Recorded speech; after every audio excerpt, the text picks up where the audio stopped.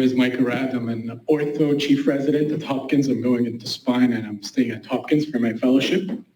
The title of my talk today is a little bit on the longer side.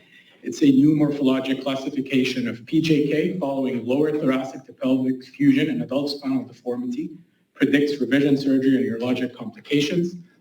I'd like to thank the OREF for the opportunity to present today, as well as my co-authors. These are disclosures. So we're going to start with a definition of PJK. PJK is defined as a change in the sagittal cob angle between the lower end plate of the UIV and the upper end plate of two supra-adjacent vertebrae. And that change has to be more than or equal to 10 degrees. You're going to find many different definitions of this. Some people use 20, some people use UIV plus 1, but this is the most commonly used definition. It's a very common problem. The prevalence is about 30 to 61%. Any spine surgeon can tell you that this is a very frustrating problem to deal with. We are only now starting to understand the risk factors for PJK, and these include patient factors, older, more frail, osteoporosis, and now we know alignment also plays a great role in PJK, especially with lumbar lordosis and PILL mismatch and overcorrecting lumbar lordosis. We now know that that's a big driver of PJK. So here's an example of how we measure it. This is an example of a patient who developed PJK after their fusion. And if we zoom in, you can see it's a simple sagittal cob angle at the UIV, pre-op and post-op, and then you measure the difference. And if it's more than 10, it's generally agreed upon that this is PJK. So how do we classify PJK? Currently, there are two classification systems. The first one is by Boacci, and the second one is the HART ISSG. These are the two most commonly used ones, or the famous ones. However, these do have a lot of limitations.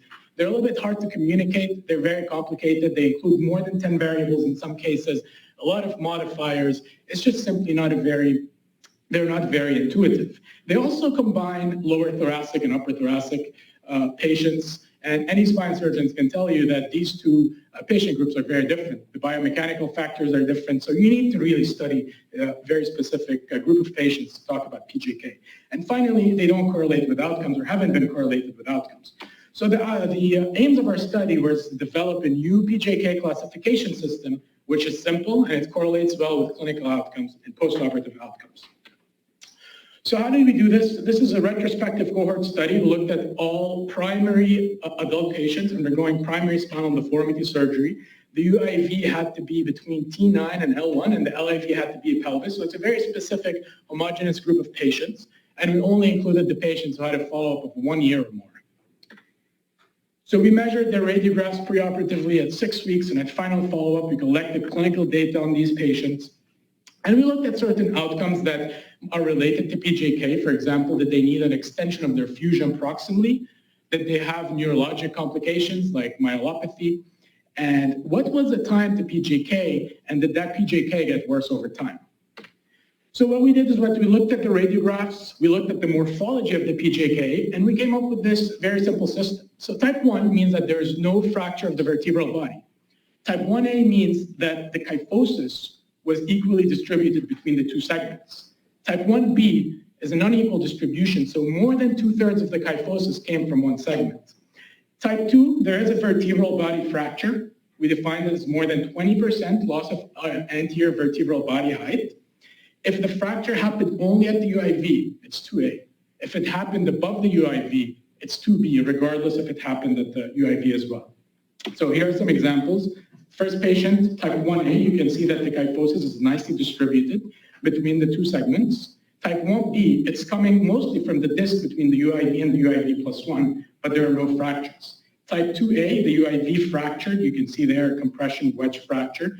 Type 2B, the UIV plus 1 fractured, also the UIV, but that's going to be automatically classified as a type 2B. So we had 69 patients, 70% were women. The average age was 64. The incidence of PJK more than 10 degrees was 52%. And the mean follow-up was about 4 years, 3.7 years. So this is a table, it's a very busy table, don't worry about it, but this shows you that the age, the gender, DEXA score, and follow-up times were similar between all patients. And about 40% were type 1A, the rest were equally distributed. Time to PJK, type 2A happens almost immediately after surgery. Type 2B happens at a much later stage, up to 2 years. The progression of PJK, type 1B, 1A, and 2A have progressed minimally, whereas type 2 progresses significantly. The need for proximal extension increases in a stepwise fashion. None of the 1A required proximal extension.